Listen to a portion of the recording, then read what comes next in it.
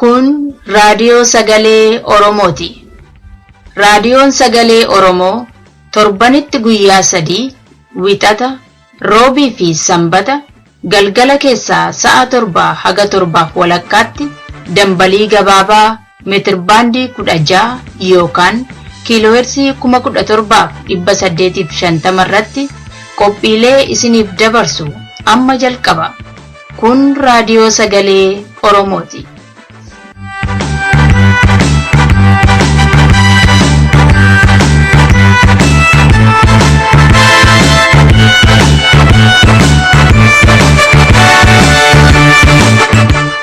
Guyyaan har'aa bitootessa 17 bara 2014 dhaggeeffattoota keenya kabajamoo akkam jirtu. Qophii keenya har'aa qilleensarraanis ta'e intarneetiidhaan hordofuuf akka isiniif mijatutti duraan durseen tartiiba isaa isin beeksisa.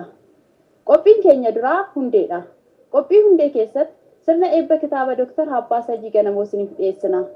Qophiin lammaffaa immoo qophii fayyaa hawaasaati. Qophiin fayyaa dhimma yaaddoon muddamuu fi furmaata isaa irratti xiyyeeffata. Hunda dura kan dhiyaatu oduu biyya keessaaf biyya alaati. An keessummeessituun keessammeetii Oromooti amma gara oduuttan isin dabarsa. Akka mooltan oduu isaatii kanaaf qabnuun isin dhageessisaa, an kan oduu isin dhageessisu Biliseessa Baati. Duraan dursee matoota oduu har'aaf qabnu keessaa Artistiin Oromoo beekamaa Adinam Mahammad biyya Ameerikaatti kolugaltummaa gaafachuun dhagahame. Magaalaan Finfinnee tajaajila bishaan dhugaatii dhabdee rakkachaa jirti. Magaalaa Harar immoo yeroo lammaffaaf ibiddaan gubachuun gabaafame. Miseensonni paartii Samaayawii 10 hidhamanii mirga bahuu dhorkataman. Xayyaarri Maaleeziyaa imaltoota 239 fudhatee bade barbaaduun ammas itti fufee jira. Biyya Yuukireen keessaa tokko kan taate kutaan Kiriimiyaan Raashiyaatti dabalamuuf sagalee kenniteen harki 95 deeggaruun gabaafame. Amma oduu bal'inaan. Artistiin Oromoo beekamaa fi jaallatamaan Adinam Mahammad rakkoo biyya keessatti sirna Itoophiyaan irra gahuun kan ka'e gara Ameerikaatti baqachuu beeksiseera. Sagaleen bilisummaa Oromoo akka gabaasetti artist Adinan yeroo hedduu biyya keessatti waa'ee mirgaa fi qabsoo sirbuu isaatiin hidhaan isa mudatu ibsee jira. Sirbaan qabsoo sirbinaa waan isaan barbaadan qofa osoo hin ta'in waan nuti barbaannullee ni sirbinaa. Qabamuunis numa jira, numa hidhamtaa, numa reebamtaa akkasigaa reebamteetuma nagadhiisaa turan ani akka jetti. Nuti artistoonni hojiin keenya ijoon kan wallaalee barsiisuu kan dogoggore karaatti deebisuudha kan jedhu artist Adinam Mahammad dhimma akkanaa karaa nagaa geggeessuun Itoophiyaa keessatti kan nama ajjeechisu yookaan hidhaatti nama galchu ta'aa jira jechuun sirna Itoophiyaa keessa jiru balaaleffatee jira.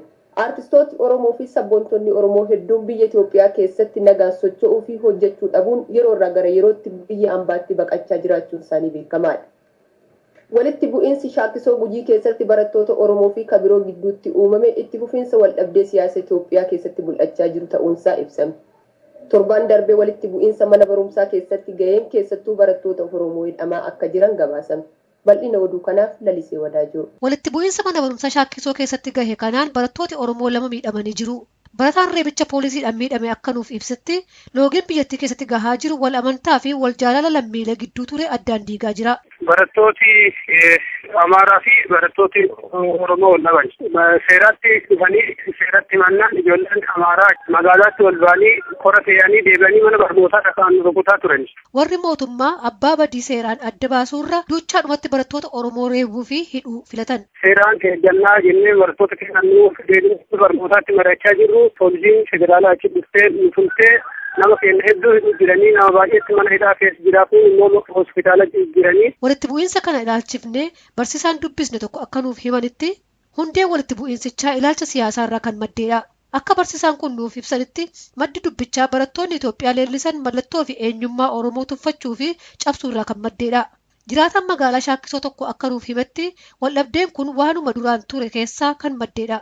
Akka inni jedhutti maddi isaa ilaalcha siyaasaa biyya san keessatti hundee gadi fageeffate kan sabootaaf sabilammoota tuffachuu irraa dhufeedha.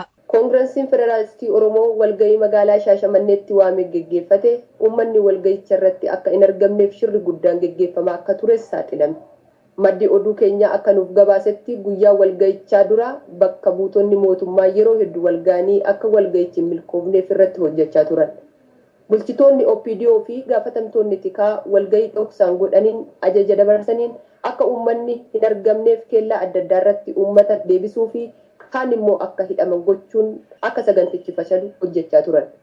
Dabballoonni Koongirensii Federaalistii Oromoo jajjaboon immoo akka hidhaman ajaja darbeen Arsii Nageellee keessatti kanneen uummata kakaasaa fi dammaqsaa turan hidhamuu isaanii paartiitti mirkaneesse. Naannoo Shashamannee aanota jiran irratti nama dammaqsuudha walgahii waammuudha. Musaan socho'an xinnoo gufuutti ta'aniiru. Nageellee Arsii irratti immoo namoota keenya hidhanii turan galgala kana attam walgahii lallabduu jedhanii hidhanii turan. Akka walgahichi milkoofneef yaaliin hedduu godhamaa turuu kan ibsan obbo Baqqalaan garuu tattaaffii fi jabina uummataatiin walgahichi milkaa'ee jira jedhaniiru. Walgahii kanarratti sagantaa siyaasaa dhaabichaa irratti mirga Oromoo irratti filannoo 2015 fi haala siyaasa biyyattii irratti mariin taasifamuun beekameera. Magaalaan Finfinnee rakkina bishaan dhugaatiitiin rakkamaa jirti. Waajjirri bishaanii fi dhangala'aa ammoo rakkina bishaanii usuu hin taane rakkina rabsaa akka qabu himaa jira. Oduun magaalaa Finfinnee irraa nu dhaqqabe akka ibsutti garuu bishaan yeroo duraa halkan haalaan manneen namootaa gahaa ture gidduu dabree ciraan isaa dhabamee jira. Bal'ina oduu kanaaf Dhaabasaa Waaqjiraa. Magaalaan Finfinnee kanaan dura ibsaa faraqaadhaan gargaaramaa turte. Kun naannoo sana warra jiraataniif waan haaraan turre. Amma garuu dubbiin kan biraa ta'ee dhufe. Bishaan duraan guyyaa 3 badaa ture amma haga guyyaa 20 baduu ga'ee jira. Lammiileen biyyattii horii baasuu malee tajaajila gahaa argachaa hin jirru jechuun komii dhiyeessaa jiran. Jiraattonni naannoo Saaris, Qaallittii, Ayyarxeenaa, Wayiraa, Safar, Labuu, Gullallee, Kolfee, Piyaasaa, Markaatoo fi Yakkaa keessa jiraatan bishaan guyyaa 20 dhabuun akka aadaaf qoosaatti fudhatamaa akka jiru beekameera. Duraan guyyaa badee halkan dhufaa ture kan jedhan jiraattonni magaalaa Finfinnee otoo sana addeeffannu guyyaa 2 baduu guyyaa 3 4 otoo jennu 10 amma immoo sana bira darbeeyyuu guyyaa 20 baduu eegaleeraa jedhan. Bishaan lagatamuun kun immoo jireenya keenya irratti dhiibbaa guddaa geessiseeraa jedhu. Bishaan akkatti baduun bara 2009 irraa eegalee kan ture ta'us bara 2012 irraa eegalee garuu haalli isaa daran ammaachaa akka dhufeedha jiraattonni magaalaa Finfinnee kan dubbatan. Gabaasaan keenya dhimma kan akka nuuf ibsetti bishaan baduurraa kan ka'e jiraattonni naannoo sanaa bishaan laga Abbayyaatti godaanee jira jedhanii akka qoosan ibse. Bishaan dhufe jedhanii fiiguun naannoo Shiroo Meedaatti hedduu kan beekamu ta'uu kan ibse gabaasaan keenya kun immoo amma babal'atee hunda wal gahaa jiraachuu isaa nuuf ibse. Mootummaan dhibdee kana hiikuudhaaf hojjechaa jira jedha. Haa ta'uti jiraattonni magaalichaa miidiyaa irraa dhaga'uun ala wanti qabatamaan furmaata ta'e hin jiru jedhan. Miseensota paartii Samaayyaawwii 10 hidhaman irratti poolisiin guyyaa qorannoo dabalataa gaafate. Gabaasaan raadiyoo sagalee Oromoo Finfinnee irraa akka ibsetti miseensonni paartii Samaayyaawwii 10 wal dorgommii guyyaa dubartoota addunyaa irratti qooda fudhatan battalumatti hidhamanii jiran. Sababni itti hidhaman wal dorgommicha irratti mormii mootummaa irraa qaban waan dhageessisaniif jedhamee jira. Guyyaa san utuu fiiganii dhaadannoolee namoonni hidhaman haa hiikaman jireenyi nutti hadhaa'ee fi bilisummaa barbaanna jechuun waan fiiganiif poolisiin qabamanii hidhamanii jiru. Sanbata darbe yeroo mana murtii sadarkaa duraatti dhiyaatan akka mirgi wabii isaaniif eeggamu mana murtii gaafatanis poolisiin didee guyyaa qorannoo dabalataa waan itti gaafateef manni murtii mirga wabii dhorkatee akka to'annaa jala turanii guyyaa beellamaa dhiyaatan ajajee jira. Guyyaa dubartootaa magaalaa Finfinnee keessatti dorgommii fiigichaa godhame irratti hirmaatanii namoonni hidhaman kunneen dubartoota 7 fi dhiirota 3 ta'uu gabaasaan keenya addeessee jira. Magaalaa Harar naannoo Sigaaraa Taraa jedhamutti sanbata dheengaddaa galgala ibiddi qabatee qabeenyaa hedduu mancaase. Akka oduun nu dhaqqabetti balaan ibiddaa kun hanga dilbataatti osoo hin dhaamin turuun qabeenyarra miidhaa dhaqqabsiiseera. Magaalattii keessatti ibsaan hin turre guyyaa 2 dabree dhukaasni dhagahamaa ture jedhan maddeen.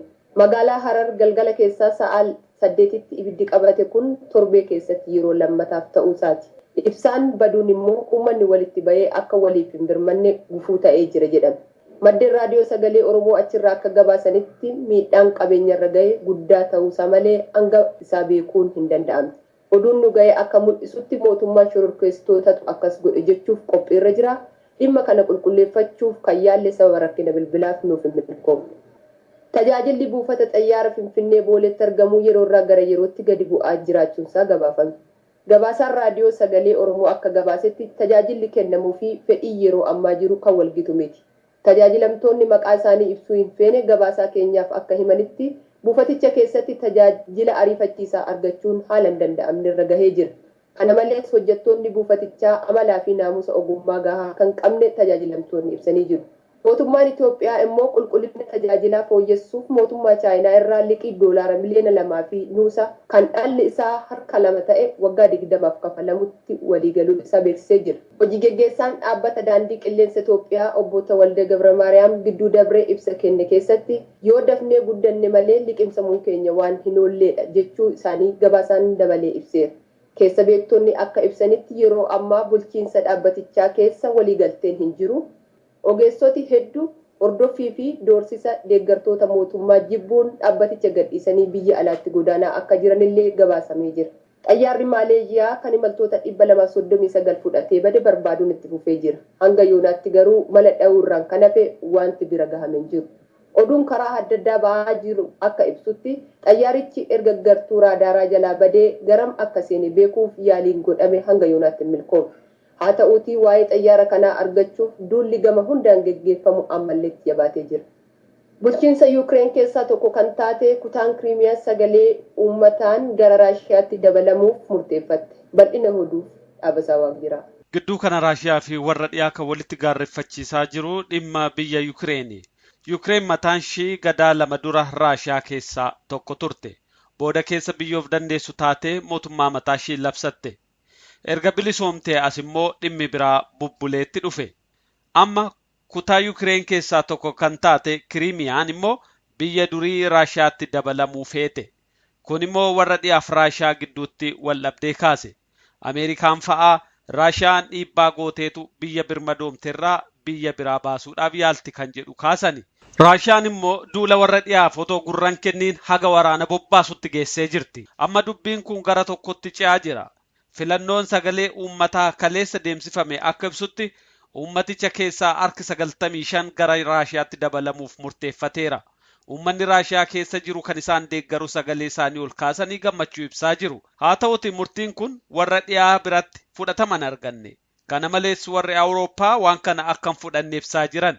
Pireezidaantiin Ameerikaa Baraak Obaamaa gita isaanii kan ta'e kan Raashiyaatiif ibsa dabarsaniin dhimmi kun naannoo sanatti nagaaf tasgabbiin akka hin dhufne waan godhuuf irraa dhaabbadhaa ittiin jedhanii jiru jedha oduun karaa sanarraa ba'e. Oduun sa'aatii kanaaf qabnu kanuma qophiilee keenyaaf waliin tura.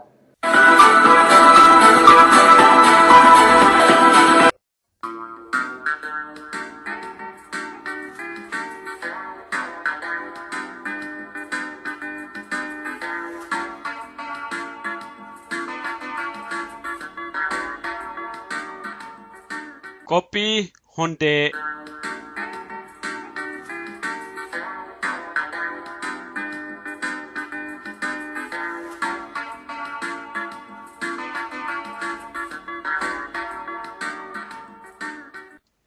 Dhaggeeffattoota keenya qophii hundee keenya irraa keessatti sirna eebba kitaaba Dr. Abbaas Hajii Ganamoo kan bitooteessa 9 bara 2014 biyya Kanaadaa keessatti gaggeeffame isiniif qabannee dhiyaanneerra.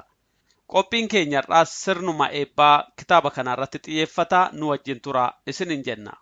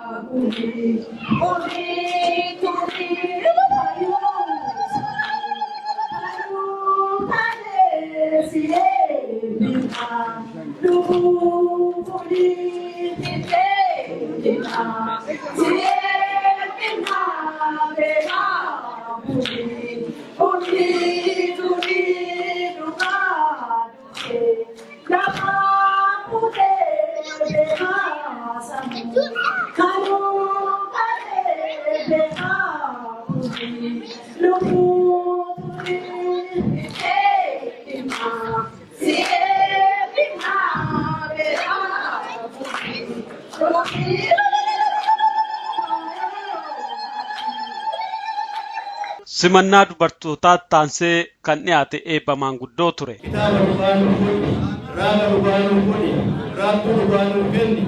هذا كبة الوفاتي كدينا قولا كثير الوفاتي ربي أغمد ربي نولي أغمد نولي أغمد الكلام Dr. Abbaas Hajii Ganamoo akkuma yaadattan yeroo qophii keenya raadiyoo sagalee Oromoo eegalletti sagantaa kaayyoo gubbaarratti dhiyaatanii seenaa aanolee seenaa mootummaan Itoophiyaa Atsee Minilikiin durfamaa ture miidhaa uummata Oromoo irraan geessisaa ture nama ragaanuu ba'anidha.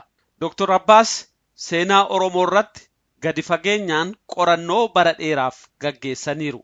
Sirna eebbaa kanarratti qabiyyee kitaabichaa ilaalchisuun yaada kan kennan hayyuu seenaa Dr. Muhammad Hasan bakka jiranirraati. Hedduu galatoomaa hedduun isin galateeffadhaa qaamalleen isin bira jiraachuu baatu qalbiin achumaan isin bira jira.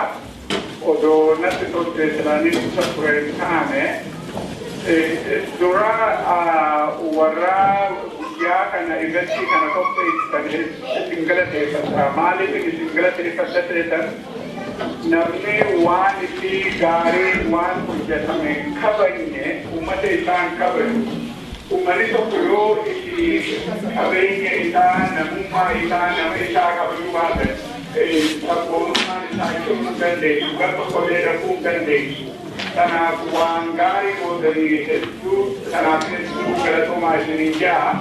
Kan bira dabree kanaas kitaabni Dr. Abbaas barreesse kitaaba cimaa kitaaba kabajamuu qabu uummati onirraa kaasee siidaa kana.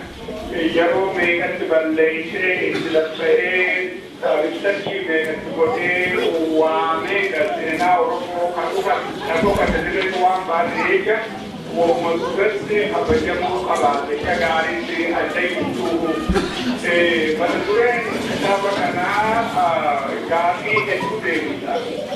Gaaffii deemsuu keessa abashimaa jedhamte salmii biyya Itoophiyaa ijaaree biyya Itoophiyaa takka godhee walitti bakka takka godhee jira. Kitaabni kun ammoo wanni itti gaariitti nama agarsiisu jaarominni Itoophiyaa uummanni Oromoo diigamuu gubbarratti qabeenyi Oromoo uummanni Oromoo namni badee qabeenyi isaa daaraa ta'ee kan gubbarratti tokkummaan Itoophiyaa jedhanii kun kan irra ijaaramtee kana ammaas laattutti uummanni keenya kan qabame. Kitaabni kun kan akka gaariitti agarsiisu Minilik biyya Arsii Laand uummata keenya uummata Arsii qofa nyaatu yookaan torba loluu laaftuu miti. Minilik kakawwee qabu, kamadaafa qabu, kawaamee qabu yookaan tokko fi lamatti isaan cabsuu hin dandeenye. Uummata waraana malee waan akkallee jaahilummaa malee tokkummaa malee waan biraan qabaanne cabsuuf yookaan meeqatti ta'eetu laala 1885 xalaayaa takka Minilik Awuroopaatti katabeetti maal jedhan xalaayaa takka keessatti namni tokko yoo kabajatu taate uummata Oromoo kana cabsuu hin dandeenyu. Karaan isaan itti cabsuu dandeenyu karaa qawwee qofaa qawwee nu ergaa rabbi jaa qawwee nu ergaa jeeqaa deeggartee 1885 qawwee malee uummanni keenya silaayicha hojjechuu biyya gabaabdutti cabni uummata keenya waamee qabsiisuu dandeenya. Gaagama jimaa uummata keenya irratti fidee uummanni Habashaa beekaa yoo wallaalcharraa Minilik biyya ijaaree biitti nagaa waliin dursee waa takkaallee waliin ta'ee jirtu yoo kan yaadatan taate sadeen dabre kana keessatti ayyaana Minilik eegalee ture uffaa dhibbaa kabajna jaanii keessaa'u siidaan harka muraa anooletti ijaaramte sun isaan hedduu bareechite garii beekattaati qabeeku beekaa jalsataati kitaabni Dr. Abbaas barreesse gaagama uummata keenya irra ga'e waan achitti ta'e cufaahuu dirree baasee garsiisa alagaa nama biraattis qabaruu barbaadu hojjeetti garsiisa uuma dirree baasee garsiisa Oromoon lafaan haaftee harmaan murame harkaan murame namni tokko ka afaan beeku ka aadaa beeku ka saayikoolojii uummata tokkoo kabeeku walitti uummata laashee isaanii kalchara isaanii namni beekuu fi namni biraa yoo katabe hedduu adda adda taatu. Kitaaba kana kakkatti yoo abbaan seenaa isaa kabajee namni alallee nama kabaja jechuudha. Waan katabame kana namni baruun dirqama. Yoo Dr. Abbas Suuqaa meeqatti lafa'ee kitaaba barreessu yoo namni kana dubbifne seenaa kanarraan bare ijoolleen keenya kana kan hin barre taate laffaatiin isaa bilaashitti hafeessu. Karaa tokkoon nan baasuuf kan ta'e hedduu eegaleteeriyaa uummanni keenya uummata soosaayitiin aadaan keenya banaa bituun kitaaba kana bituuf maaliif barbaachisa namni biraa nama lama sadii kudhan diigdamillee waan oromoon yoo ni katabne jedhan magaalaan ni jirti amananii sanii fi investimentii godhuu barbaachisa. Maallaqa xiqqaan kitaaba kana yoo bitan egeree oromootiif investimentii guddataati rabbiyyaa laala Dr. Abbas Barakkaa takkallee irraan argatu. Kitaaba akadaamik taate irratti namni katabe waan takkallee irraa argachuu hin danda'u. Wanni irraa argama barnoota gandee barnoota uummanni seenaa uummata keenyaa baree namni keenyaas baruu jechuudha. Dirqama kitaaba kana bituun takka sana. Sabaabodaa fi wanni jechuu barbaadu Dr. Abbas obboleessi galatoomi onna irraa ta'u qaatee galatoomi.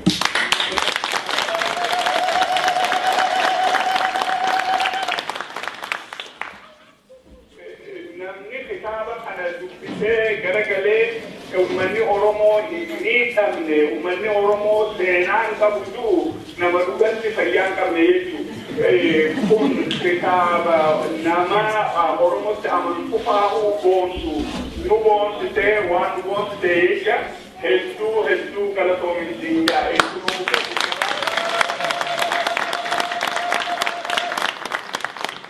Kitaabni Dr. Abbas Ajii Ganamoo kun seenaa kitaaba Oromoo keessatti bakka guddaa akka qabu xiinxaltoonni ibsaa jiru. Kitaabni kun mata dureen isaa Conquest of Resistance in the Ethiopian Empire jedha. Dr. Abbas Ajii Ganamoo kitaaba isaanii ammaa keessattis seenaa Oromoo gadi fageenyaan qoratanii akka dhiyeessanillee beekameera. Hayyuun kun bara jireenya isaanii keessatti seenaa Oromoo qoratanii baasuudhaaf yeroo hedduu irratti hojjechaa turaniiru. Bu'aa bayii bara dheeraa booda kitaaba akka ilmootti ilaalamu kan seenaa fi jireenya hawaasaaf hundee ta'e kana dhiyeessaniiru. Raadiyoon Sagalee Oromoo Profeesar Abbas Ajii Ganamoon baga gammaddan baga milkooftan jedha. Kitaaba seena qabeessa kana ummata keenyaaf dhiyeessuun hundee jiruuf jireenya saba keenyaa egereetiif kan dagaaginaa waan ta'eef nutis baga waliin gammanne siniin jenna.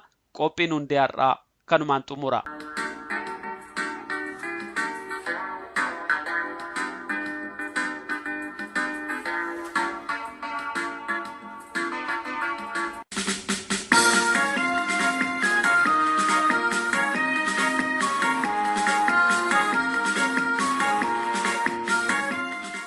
Qophii fayyaa hawaasaa.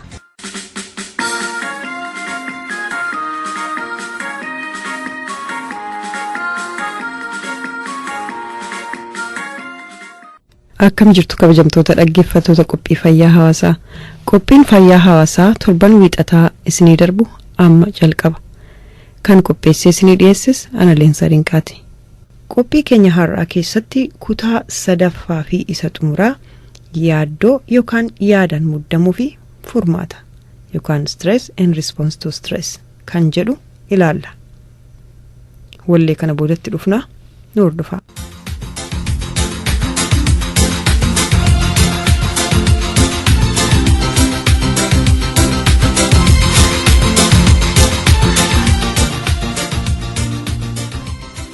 Himni ittisni fayyisuurra wayya jedhu yaaddoof ni hojjeta.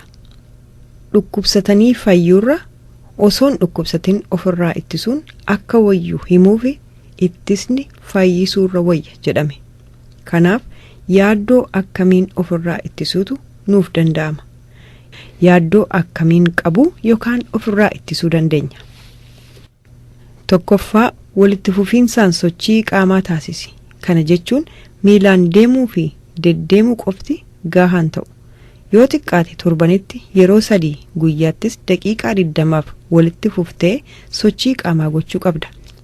Lammaffaa yeroo yaaddoon sirra jiru namaan wal dhabuurraa jabeessi of eegi. Haallan wal dhabbii sittuumanirraa of ittisi yookaan of qoqqobi. Rakkoo osoo ijaan agartuu irra darbuun yoo sitti ulfaatellee namaan wal atakaaroo yookaan wal falmii hin barbaachifnerraa of eegi. Osoo ofiifuu yaaddoo keessa jirtuu namoota kaaniif oolmaa ooluuf jettee of hin gidirsin. Yoo akkas goote yaaddoo irratti yaaddoo sitti dabala jechuudha. Kanaaf waan yeroo sitti hin dandeenye naaf hin danda'amu jedhi dhugaasaa itti dubbadhu.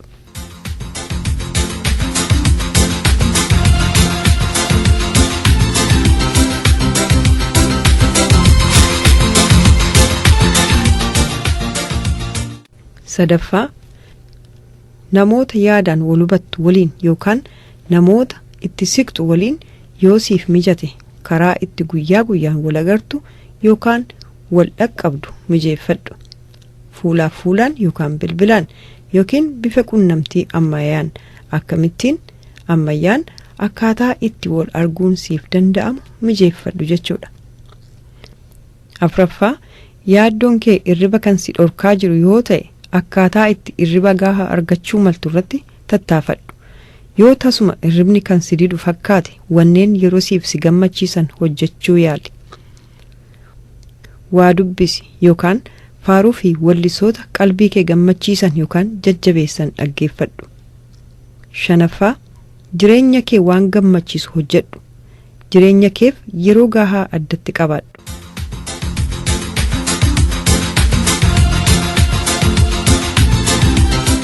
Walumaa gala yaaddoo akkamiin mo'achuutu danda'ama. Tokkoffaa yaaddoon kee maalirraa akka madde yookaan ka'e dursii akka gaariitti hubadhu adda baasadhu. Lammaffaa yaaddoo to'achuu fi to'achuu hin dandeenye adda baasii beeki. Sadaffaa yaaddoo sitti deemaa jirutti dursii of qopheessi. Yeroo sirra ga'u haaraa sittiin ta'u jechuudha.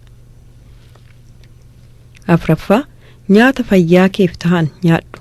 Hin farshaawin yookaan tamboo aarsin. Farshaa'uuf tamboo aarsuun caalaattuu fayyaa kee hubaa. Shanaffaa guyyuu wanneen si gammachiisan dalagi. Dhaggeeffattoota keenya mata duree yaaddoo yookiin yaadaan muddamuu fi furmaata yookaan stress and response to stress jedhu jalatti kutaa tokkoffaa aga sadaffaa isin caqasiisne asuma irratti raawwanna. Qophii itti aanu nagaa walitti deebinu nagaan nuuf tura. Kan qopheessee isinii dhiyeesses ana Leensaa Dinqaati.